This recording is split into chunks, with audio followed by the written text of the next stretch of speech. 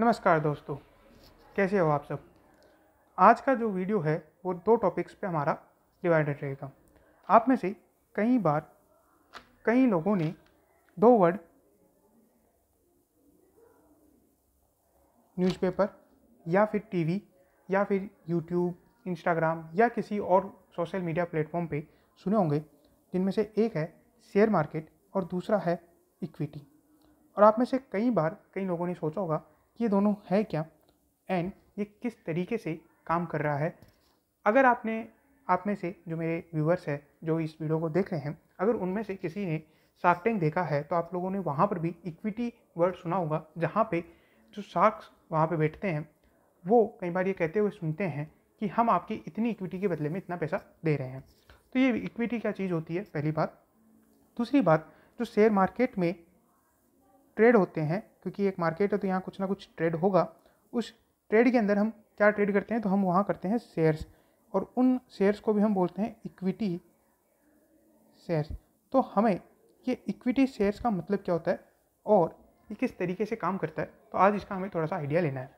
Financial literacy इसलिए भी ज़रूरी है क्योंकि आज के बदलते इन्वायरमेंट में हम कई बार शेयर मार्केट में इन्वेस्ट करते हैं। कई सारे जनसंख्या आज शेयर मार्केट में इन्वेस्ट कर रही हो, तो हमें भी पता होना चाहिए कि ये सारी चीज़ें कैसे वर्क करती है। चलिए आज का स्टार्ट करते हैं वीडियो और समझते हैं कि इक्विटी और शेयर मार्केट क्या होता है और इन दोनों में क्या डिफरेंस है। चलिए सबसे पहले इसको एक सिंपल सा एग्जांपल लेते हैं और उससे स्टार्ट करते हैं। मान लीजिए कि आपकी एक शॉप है या आपका एक बिजनेस है, ठीक है। ये आपका हो गया बिजनेस। अब जब आप ये बिजनेस करते हैं तो इसमें आपका सबसे जो मेन आपका सिद्धांत रहता है या आपका जो भी इसमें लर्निंग है वो क्या है कि देखिए, ये हमारा बिजनेस है, इसमें हम थोड़ा सा पैसा लगाएंगे, और अगर हम पैसा लगाएंगे यानी 100% मालिक कौन है, हम हैं। 100% मालिक हम हैं, यानी हम इसमें जितना भी प्रॉफिट होगा वो हम कमाएंगे और हमारा ही पास बचेगा, राइट। इसमें कोई डाउट नहीं है। यानी आपने एक बिजनेस स्टार्ट किया, उस बिजनेस को अंदर आपने पैसा लगाया, वो पैसा आप चाहे तो अपने मम्मी पापा से ले सकते हैं, आपकी सेविंग हो सकती है, आपसे आपके फ्रेंड से आपने ले लिया, और किसी भी तरीके से आपने अपने बिजनेस में लगाया। हमने कहा 100% मालिक हम हैं और जो भी प्रॉफिट हम कमाएंगे वो हमारा ही पूरा हमारा होगा, किसी और का कोई इसमें डिवाइड नहीं है। लेकिन अब मान के चलिए कि क्या आप अकेले जब बिज़नेस करते हैं, जब आप 100% मालिक होते हैं, तो क्या ऐसे में आप उस बिज़नेस को बहुत बड़े लेवल पे ले जा सकते? तो ऐसा पॉसिबल नहीं है।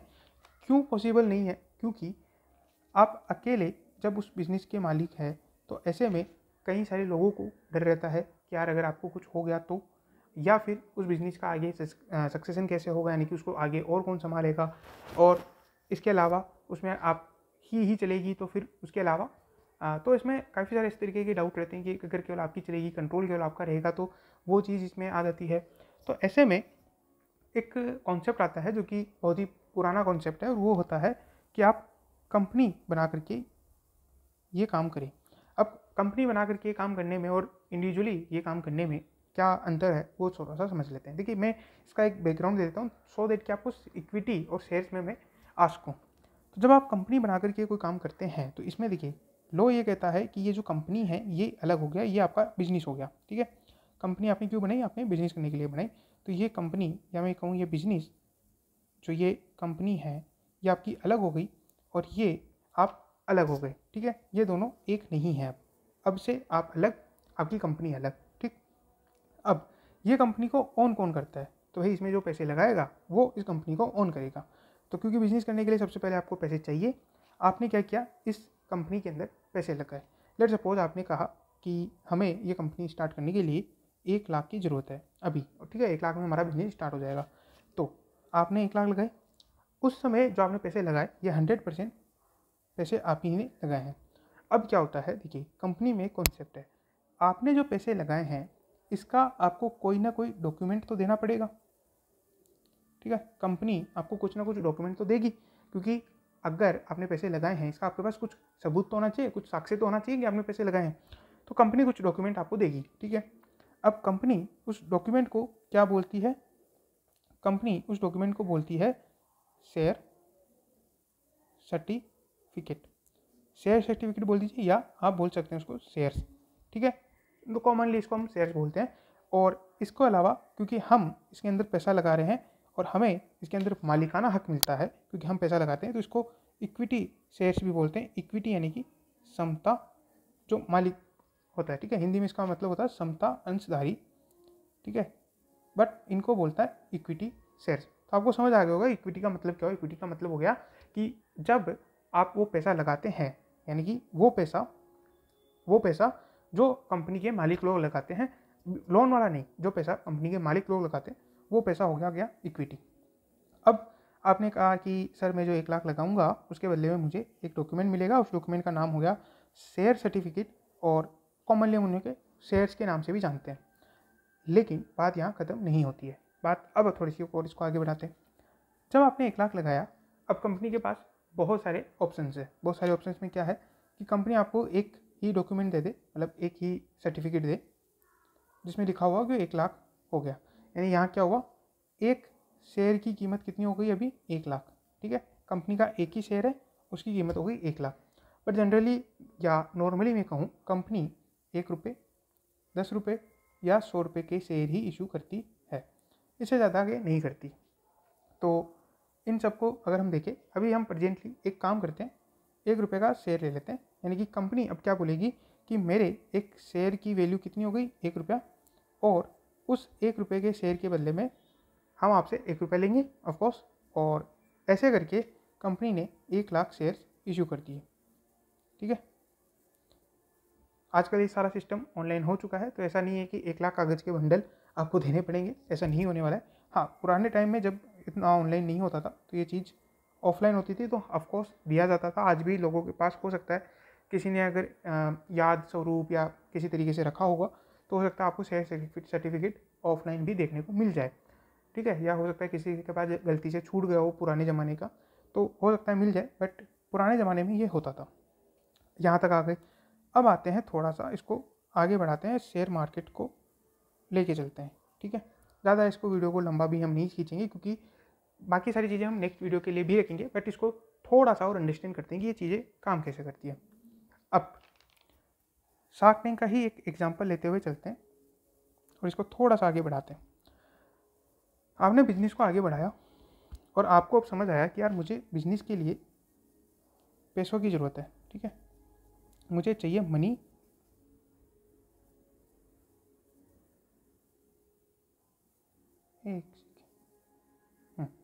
मुझे चाहिए मनी, और वो मनी मुझे कहाँ मिलेगी, मुझे 2 पार्ट्स में वापस मिल सकती है। पहली है कि मैं अपने शेयर्स इशू करूँ, ठीक है, उसके बदले मुझे पैसे मिलेंगे। यानी कि मैं कंपनी के शेयर्स किसी को दूंगा, जैसे मैंने 1 लाख दिए और कंपनी के शेयर्स लिए, उसी तरीके से मैं किसी और के पास जाऊँगा और बोलूँगा कि ये शेयर्स लो कंपनी के और उसके बदले में पैसे दो। दूसरा होता है लोन। लोन हम इसलिए नहीं लेते हैं क्योंकि उसमें 2-3 झंझट रहती है। एक होता है इंटरेस्ट भी आपको देना पड़ेगा, और एक होता है कि आपको पैसा भी लौटाना पड़ेगा। जबकि यहाँ पे शेयर्स में ऐसी कोई कंडीशन नहीं होती कि आपको मिनिमम इतना देना ही है, इंटरेस्ट या ब्याज या कुछ भी देना है, ऐसा कोई मिनिमम नहीं होता। नहीं, ये पैसा आपको लौटाना पड़ता है। जब आप कंपनी बंद करो, अगर बच जाए तो लौटा दो, नहीं बचता है कोई बात नहीं, लेकिन ये लोन का पैसा आपको लौटाना है, ठीक है। अब आते हैं शेयर्स पे, ठीक है। इसमें हम ज़्यादा नहीं जाते हैं कि लोन्स और भी बहुत सारे नुकसान होते हैं, तो इसलिए लोन नहीं लेना चाहे तो उनकी इच्छा है, अगर लेना चाहे तो वो भी उनकी इच्छा है। अब आते हैं शेयर्स पे।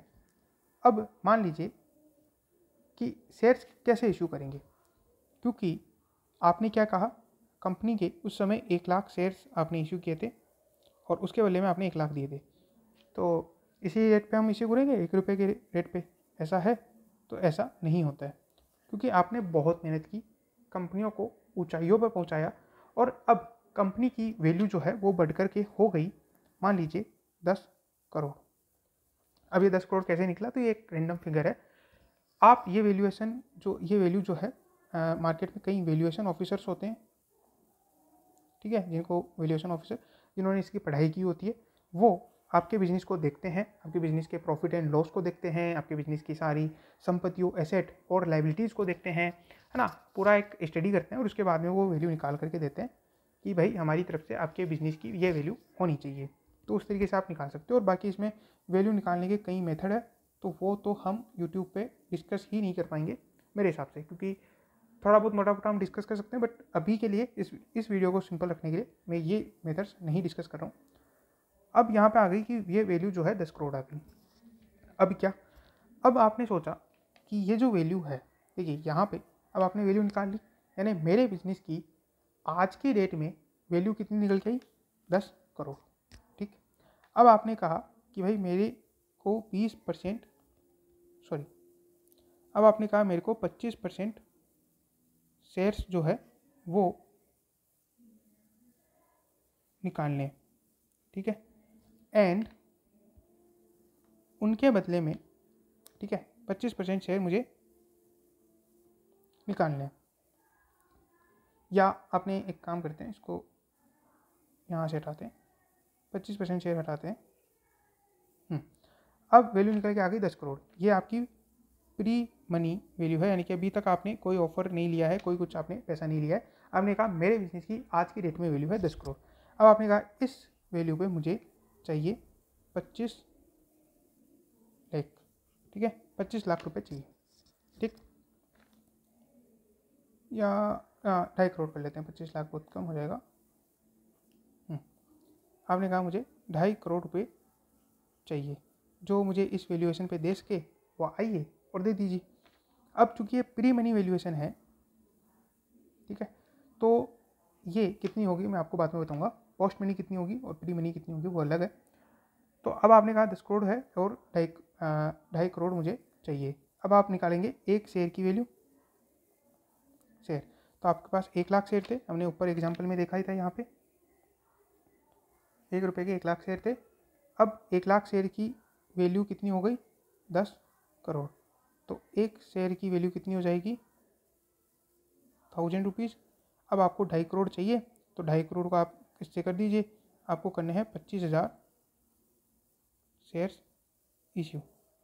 अब आपके मन में आएगा कि ये 25,000 शेयर इशू करना है, ये 25,000 शेयर आएंगे कहाँ से, पहला क्वेश्चन। दूसरा क्वेश्चन, ये 2.5 करोड़ अगर कंपनी के जाएंगे तो कैसे जाएंगे, तो इसको समझिए। अब ये 25,000 शेयर जो है वो कंपनी इशू करेगी, ठीक है, पहली बात, यानी ये कंपनी के शेयर्स जाएंगे और ये पैसा भी कंपनी को मिलेगा। यानी अब क्या होगा, करंट सिचुएशन, जो नीचे वाली सिचुएशन अगर मैं कहूँ तो वहाँ आ जाएंगे कि अब आपके पास हो जाएंगे 1.25 लाख, यानी कि 1,25,000 शेयर्स हो जाएंगे कंपनी के, और 1 लाख शेयर्स आपके थे, 25,000 शेयर्स किसके हो गए, साक्ष के हो गए। एंड उसके बाद वो क्या करेंगे, इन 25,000 शेयर्स के बदले में 25,000 मल्टीप्लाई बाई 1,000 जो निकल के आता है 2.5 करोड़, वो मिल जाएंगे साक्ष को। अब शार्क टैंक में जब वैल्यूएशन बताते हैं तो वो नॉर्मली पोस्ट मनी वैल्यूएशन ही बताते हैं, पोस्ट मनी वैल्यूएशन ही बताते हैं। अब यहाँ पोस्ट मनी वैल्यूएशन क्या हो गई, 1 करोड़, सॉरी 10 करोड़ जो पहले थी प्लस 2.5 करोड़ जो साक्ष से आई, तो यह हो गई 12.5 करोड़। और 12.5 करोड़ का मतलब हो गया कि 2.5 करोड़ के बदले हम आपको 20% देंगे। तो वो वहाँ पे क्या करते हैं, पोस्ट मनी वैल्यूएशन ही ले जाते हैं, दिमाग में ही वही रखते हैं। उनको सिखा के ही जाता है कि भाई आप पोस्ट मनी वैल्यूएशन अगर आप मांग रहे हो तो आपको क्या करना है, 2.5 करोड़ के बदले में 20% पे डील करनी है। ये हो गई पोस्ट मनी वैल्यूएशन 12.5 करोड़। ठीक है, पहले कितनी थी, 10 करोड़ थी, और पोस्ट मनी वैल्यूएशन हो गई 12.5 करोड़। इसमें कुछ भी हो सकता है, अगर मान लीजिए आपको 1 करोड़ ही चाहिए, तो अगर आप 1 करोड़ के लिए अब 2.5 करोड़ के लिए 10%, तो 1 करोड़ के लिए आपको 8% ही मांगना है, राइट, नहीं, आपको 1 करोड़ के लिए मांगना पड़ेगा 9.09% पोस्ट मनी वैल्यूएशन के हिसाब से। ठीक है, तो वो निकल के आएगी 11 करोड़, इस तरीके से निकल के आएगी 1 ठीक है, तो 10 करोड़ आपकी वैल्यूएशन प्लस 1 करोड़ जो आपने और इंसर्ट किया, और इस 1 करोड़ की वैल्यू जो है वो 9.09% हो जाएगी। ठीक है, तो इस तरीके से आप बोलोगे, बट नॉर्मली वो इसको थोड़ा सा राउंड फिगर बना करके ही चलते हैं कि यहाँ पे 9% बोल देंगे वो, या जैसे भी है। तो यहाँ तक आपको आई थिंक क्लियर हो गया होगा कि कैसे शार्क टैंक में वो पिच करते हैं, किस तरीके से आपके पास पैसा आता है। अब आपके मन में यहाँ पे क्लियर हो गया होगा। अब सिमिलरली शेयर मार्केट क्या होता है उसको थोड़ा सा समझ लेते हैं। ठीक है, अभी 14 मिनट का हो चुका है ये वीडियो, इसको मैं 20 मिनट तक ले जाऊँगा। एंड उसमें 6 मिनट में हम समझ लेंगे कि शेयर मार्केट क्या होता है। थोड़ा सा इजी वे में समझते हैं। तो देखिए यहाँ पे आपने क्या किया, आपको पैसा चाहिए था, ठीक है। आप एक बार एग्जांपल हम साक्ष का ले रहे हैं, आप साक्ष के पास गए या आप किसी इंडिविजुअल पर्सन के पास गए, उनको आपने अपना पूरा बिजनेस बताया, ठीक है। आप देखते ही होंगे एपिसोड में वो पूरा बताते हैं, ठीक है, प्रॉफिट बताते हैं उनका, ठीक है, उनका कितना उनका रेवेन्यू है, कितनी उनकी कॉस्ट है, वो कितना कमा रहे हैं, उनकी क्या ग्रोथ है, ठीक है। ये सारी बातें वहाँ पे डिस्कस होती है। और इन सारी बातों के अलावा भी वो कई सारे डॉक्यूमेंट्स जो है वो उनको देते हैं जिनसे कि उस बिज़नेस के बारे में आइडिया हो जाए, ठीक। लेकिन मान लीजिए कि आपका बिज़नेस जो है वो थोड़ा सा बड़ा हो गया है, यानी कि 500 करोड़ की वैल्यूएशन टाइप में हो गया है, ठीक है, या ज़्यादा बड़ा भी नहीं हुआ है 50 करोड़, लेकिन मैं 500 करोड़ की वैल्यूएशन ले रहा हूँ ताकि बड़ा, क्योंकि बड़े बड़े वैल्यूएशन के बाद ही आप जाते हैं। तो मान लीजिए 500 करोड़ का वैल्यूएशन हो गया है या और भी ज़्यादा 5000 करोड़ की वैल्यूएशन का हो गया है, और अब आपको उसमें पैसा उठाना है, पहली बात। और दूसरी बात, क्योंकि पैसा उठाने के अलावा भी एक और चीज़ होती है कि एक तो आपको पैसा उठाना ही है मार्केट से, दूसरा आपका ये भी है कि जो आपने पैसा उठा लिया है, जो ऑलरेडी पैसा उठाया हुआ है, और उनके पास जो शेयर्स है वो इजीली ट्रेड हो पाए, मतलब एक दूसरे को ट्रांसफ़र कर पाए, एक दूसरे को खरीद बेच पाए। तो इन दोनों उद्देश्य के लिए आप क्या करते हो, आपको शेयर्स रजिस्टर करवाने पड़ेंगे। देखिए अभी तक क्या था, आपने शेयर्स थे वो 1 लाख आपके पास, 25,000 अभी आपने शार्क टैंक से लिया, और 1 लाख जो है ओनर है आप, ठीक है। रेडी, ये हो गए। अब आपको क्या करना है, आपको यहाँ पे करंट में हम मान लेते हैं कि 50 करोड़ की आपने वैल्यूएशन मानी, 50 करोड़ की वैल्यूएशन मान के आपको उठाना है, लेट्स सपोज इस बार हम उठाते हैं लगभग वापस से वही 25%, 12.5 करोड़, ये आपको उठाना है, ठीक, मार्केट से। तो अब सरकार ने इंडिया में क्या किया हुआ है, सरकार ने इंडिया में कहा हुआ है कि जब भी ऐसा कोई सिचुएशन आए तो हमने एक बनाया हुआ है SEBI, stock exchange board of India. इसका काम ही यही है कि ये क्या करेंगे, ये जो भी कंपनी आएगी इनके पास आएंगे, बोलेंगे कि भाई हमको ऐसे ऐसे पैसा उठाना है और आप हमको इजाज़त दीजिए। तो ये सब इजाज़त वगैरह देने का काम यही है, इजाज़त यहाँ से ली जाएगी। इन्होंने आगे फर्दर तो मार्केट बनाए हुए हैं, बीएसई, मेनली बीएसई और एनएसई, और भी मार्केट है बट मेन यही है। तो वो बोलते हैं कि आप यहाँ जा करके या फिर यहाँ जा करके इनको भी बोल दो, यहाँ पे आपका शेयर्स ट्रेड हो जाएंगे। शेयर्स ट्रेडिंग के बारे में वीडियो हम अलग से बना देंगे, जहाँ पे हम शेयर ट्रेडिंग कैसे होते हैं, कौन कौन सी उसमें रिलेटेड पार्टीज़ होती है, वो सब हम बताएंगे। बट यहाँ पे आपको जाना है, ये उन्होंने बता दिया। मतलब सबसे पहले आप क्या गए, स्टॉक मार्केट में गए, सॉरी सेबी के पास गए, सेबी से आपने अप्रूवल ली, इनके पास गए, इनको बोला भाई इनका काम केवल इतना है, ये एक मार्केट आपको प्रोवाइड करेंगे, या आपको ये इजाज़त नहीं देते हैं कि शेयर्स आपका खरीदना या बेचना चाहिए या नहीं, ये केवल आपको अपने मार्केट में घुसने की इजाज़त देते हैं। लेट सपोज इसको थोड़ा सा एक एग्जांपल से समझते हैं। मान लीजिए कि आपने टमाटर उगाए, ठीक है, अब टमाटर आपके पास उग गए, आपके पास टमाटर पड़े हैं, आपके थैले में कहीं है, आपके पास टमाटर रखे हुए हैं। तो अगर सेबी देखे तो सेबी आपको मंजूरी देगा कि ये टमाटर बेच सकते हैं या नहीं, बेचना है या नहीं, ये तो हो गया सेबी का काम। लेकिन सेबी इनको बेचेगा नहीं, या ये नहीं कहेगा कि सेबी कि भाई आप आ जाओ यहाँ पे टमाटर बेचने लग जाओ, नहीं। सेबी ने बस अप्रूवल दे दी कि भाई टमाटर टेस्टेड है, आप बेचिए। नाउ आपको इन्हें बेचने के लिए तो मंडी में जाना पड़ेगा, जहाँ पे आप इन्हें बेच सकते हैं, और वहाँ आपको दिखाना पड़ेगा कि भाई ये देखिए सेबी ने हमको इजाज़त दी हुई है। सिमिलरली ये जो मंडी है ये है बीएसई एंड एनएसई। नाउ यहाँ तक हम आ गए। अब सिमिलरली यहाँ कैसे वर्क करता है, तो देखिए जब भी आप सेबी के पास जाते हैं तो वो डायरेक्ट आपको अप्रूवल नहीं देती है, या कंपनियों को अप्रूवल नहीं देती है।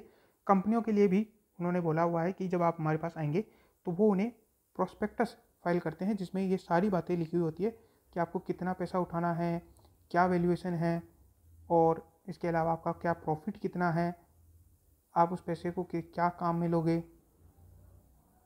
ठीक है, वगैरह वगैरह सारी जानकारी इसमें देते हैं।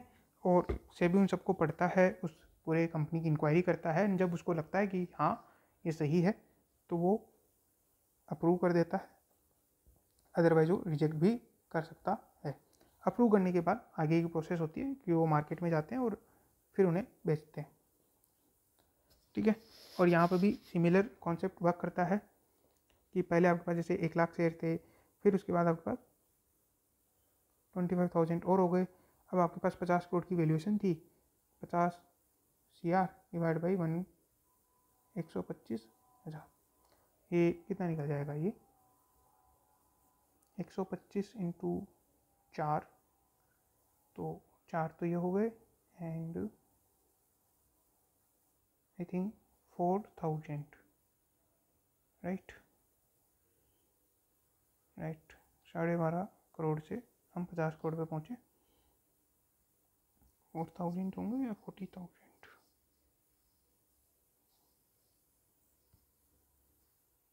यस। सो 4,000 की वैल्यूएशन आई थिंक सही होगी, 1 लाख का 4,000 40 करोड़, या सो 4,000 वैल्यूएशन हो गई, यानी एक शेयर की वैल्यूएशन हो गई 4,000।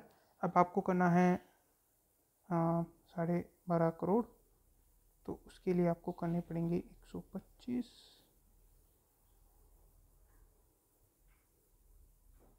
12 करोड़ 50 लाख, इसको आप डिवाइड करिए तो जो भी निकल जाएगा 3,750 आई थिंक, 4 3 12, 1 4 3 12,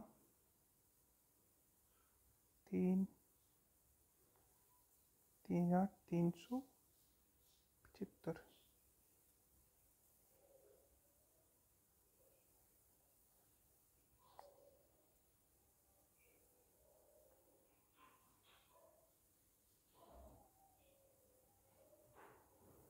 हम्म, 3,175, थोड़ा सा लंबा कैलकुलेशन हो गया बट ठीक है।